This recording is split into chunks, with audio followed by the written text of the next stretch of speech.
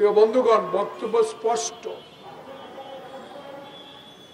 সোজা কথা, সোজা পথে হাঁটতে চাই, সোজা কথা বলতে চাই।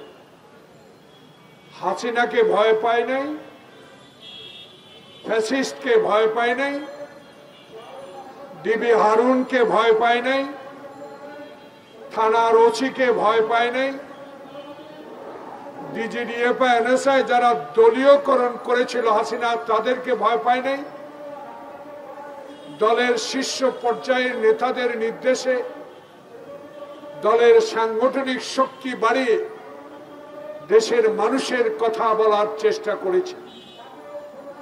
রণাঙ্গনের একজন যোদ্ধা হিসাবে সাহসটুকু অন্তত আছে।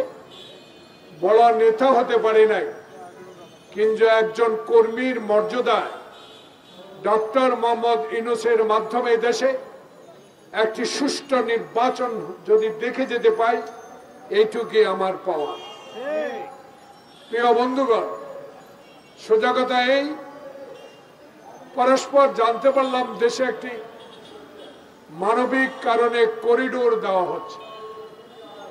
পত্র পত্রিকায় দেখতে পেলাম, রাজনৈতিক বিশ্লেষক যারা, তাদের মুখে ইউটিউবে অনেক কথা শুনতে পেলাম।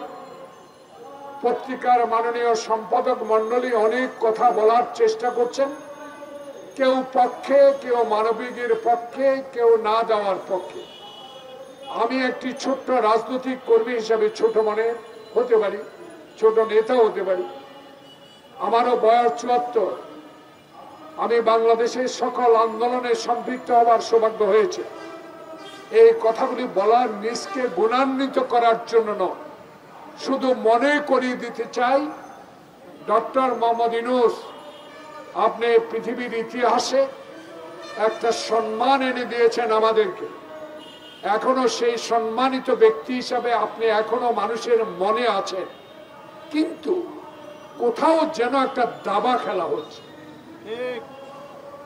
কোথাও যেন নির্বাচন নিয়ে একটা চক্রান্ত হচ্ছে, কোথাও যেন আপনাকে বাধা দেওয়ার চেষ্টা করছে। সেটা আপনাকে অবহিত হতেই হবে। আপনাকে আপনার সহযোগীরা যারা অ্যাডভাইস করেন, যারা অ্যাডভাইজার, তাদেরকেও সতর্ক অবস্থায় থাকতে হবে এই দাবাটা কোথায় খেলা হচ্ছে। প্রিয় বন্ধুগণ, রাখাইনকে মানবিক কারণে করিডোর না দিয়ে তাদেরকে মানবিক সহায়তা করার শক্তি ইনশাআল্লাহ বাংলাদেশের আছে। যেহেতু বাংলাদেশে ইতিপূর্বে লক্ষ লক্ষ রোহিঙ্গাকে আশ্রয় দিয়ে বিশ্বের দরবারে একটি সুনাম অর্জন করেছে। আমি একটি ক্ষুদ্র মানুষ হিসেবে একটা কথা বলতে চাই। বাংলাদেশে আজকে এই নাগরিক পরিষদ যে সাবজেক্টটা, যে বিষয়টা নিয়ে আলোচনা করার জন্য ঠিক করেছে, সে আলোচনার প্রেক্ষিতে বলতে চাই, বিগত 16 বছরে আওয়ামী লীগের নেতারা, আওয়ামী লীগের সহযোগী সংগঠকের নেতারা, সামান্যতম পদ পদবি যারা পেয়েছে আওয়ামী লীগের, তারা বাংলাদেশে যে সম্পদ লুট করেছে, যদি এই সরকার চেষ্টা করেন এই সম্পদ উদ্ধার করে এই রাখাইনের জন্য যে কোনো একটা দ্বীপ রাষ্ট্র কিনে দিতে পারে। মানবিক দিক চিন্তা করলে অনেক কিছুই চিন্তা করা যায়, কিন্তু বাংলাদেশে এমন সমস্যা সৃষ্টি করা যাবে না যাতে আবারও আমরা কোনো ষড়যন্ত্রে পড়ে যাই, আবারও যেন আমাদেরকে এই করিডোর নিয়ে আবার আন্দোলন না করতে হয়।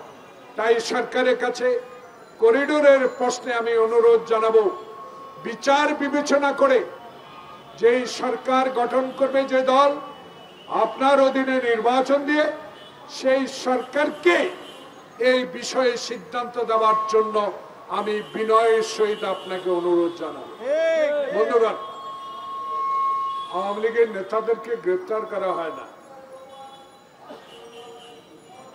পরস্পর পত্রিকায় মানুষ বলা শুরু করেছে, আইজিপি থেকে শুরু করে, খুব ভদ্রলোক মানুষ, ডিএমপি কমিশনার থেকে শুরু করে সবাই বলে মামলা নিতে দেখে শুনে নেবেন এবং গ্রেপ্তার করতে খুব সাবধানতা অবলম্বন করবেন। অবশ্যই হাসিনার মতো করতে চান না, আপনাদেরকে ধন্যবাদ। কিন্তু বিষয়টা হলো যেদিন এই গণতান্ত্রিক আন্দোলনে বাংলাদেশ জাতীয়তাবাদী দলের সকল পর্যায়ের নেতাদেরকে বিনা কারণে, বিনা মামলায়, বিনা অজুহাতে মায়ের সামনে, বউয়ের সামনে, ছোট্ট শিশুর সামনে বিনা ওয়ারেন্টে যারা গ্রেপ্তার করেছেন, যাদের দেশে যারা গ্রেপ্তার করেছেন তারা এখনো বহাল তবিয়তে বাংলাদেশে আছে।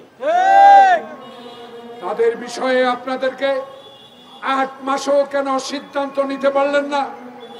শুধু সংস্কার, দিন দিন সংস্কার কমিশন করে সময় ক্ষেপণ করে আসল উদ্দেশ্য নির্বাচন, যেই নির্বাচনের মাধ্যমে বাংলাদেশের গণতান্ত্রিক শক্তি জনগণের ভোটে ক্ষমতা এসে এই সকল সমস্যা নিরসন করবে, তাদেরকে নির্বাচনের মাধ্যমে ক্ষমতায় আসার বিলম্বিত কেন করা হচ্ছে?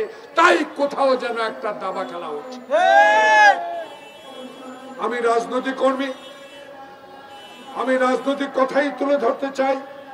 তাই আজকে নাগরিক পরিষদের আমার নেতারা যারা সামনে বসে আছেন, রুমা সহ,